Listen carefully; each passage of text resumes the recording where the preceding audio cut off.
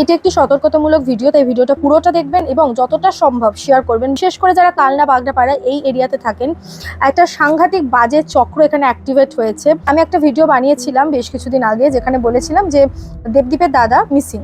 1 মে দাদা মিসিং হয়েছিলেন এবং 8 মে দাদাকে পাওয়া গেছে কালনা স্টেশনে, এবং তার পরনে বস্ত্র ছিল না, শুধু প্যান্ট পরা ছিল এবং গায়ে একটা গামছা জড়ানো ছিল। এই অবস্থায় ওখানকার সুইপার, কালনা স্টেশনের সুইপার দাদাকে চিনতে পারে, কারণ সে তার এরিয়ারই লোক ছিলেন, এবং তিনি তাকে রেস্কিউ করে বাড়ি অবধি পৌঁছে দেয়।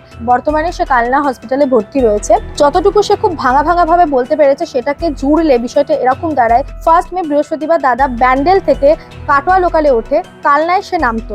এমন অবস্থায় কম্পার্টমেন্ট ছিল কমপ্লিটলি ফাঁকা এবং দুজন লোক এসে দাদার সামনে বসে আর একজন পাশে এসে বসে, এবং তারপরে দু একটা কথা বলতে না বলতে তারা দাদার সামনে কি ধরেছিল সেটা সে বলতে পারেনি।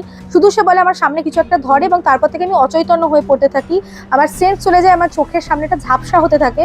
ওই ঝাপসা চোখে সে শুধু এইটুকু বুঝতে পেরেছিল সে রয়েছে বাগনাপাড়া স্টেশনে। এরপর দাদার আর কোনো সেন্স ছিল না।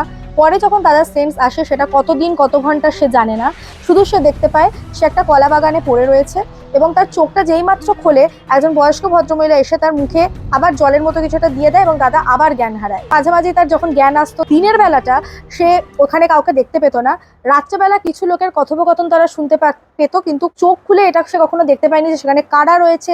শুধুমাত্র তাদের আওয়াজ, কথোপকথন এবং উপস্থিতিটাই টের পাওয়া যেত। দাদার একটা সময় চেতনা আসে, এবং সেই সময়টাতে লাকিলি ওখানে কেউ ছিল না, সেটা ছিল দিনের বেলা। তার উঠে দাঁড়ানোর মতো ক্ষমতা ছিল না, তার শরীরে কোনো বল ছিল না, কোনো রকমের বডিটাকে টেনে টেনে হামাগুড়ি দিয়ে দিয়ে সে রেল লাইন ধরে ধরে হাঁটতে থাকে। অনেকের কাছে হেল্প চাওয়ার পর অবশেষে একজন সহৃদয় ব্যক্তি তাকে বাগনাপাড়া রেল স্টেশনে এনে ট্রেনে সে তুলে দেয় সেই ভদ্রলোক, এবং আরেকজনকে দায়িত্ব দেয় দাদাকে যেন কালনা স্টেশনে নামিয়ে দেওয়া হয়। এখন প্রশ্ন হচ্ছে যে যারা তাকে কিডন্যাপ করেছিল তাদের উদ্দেশ্যটা কি?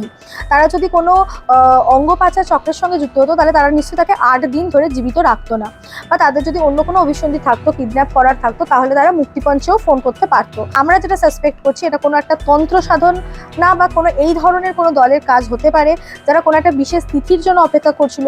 কারণ দাদা ওখানে যখন অচেতন অবস্থায় পড়েছিল, জাস্ট একটু হালকাভাবে তারা সে একটা কথোপকথন শুনতে পায়, যেখানে তারা বলে কোনো একটা কাউকে তারা খুন করে বা মেরে রেল লাইনে ফেলে দিয়েছে, এই ধরনের কিছু আলোচনা তার কানে আসে।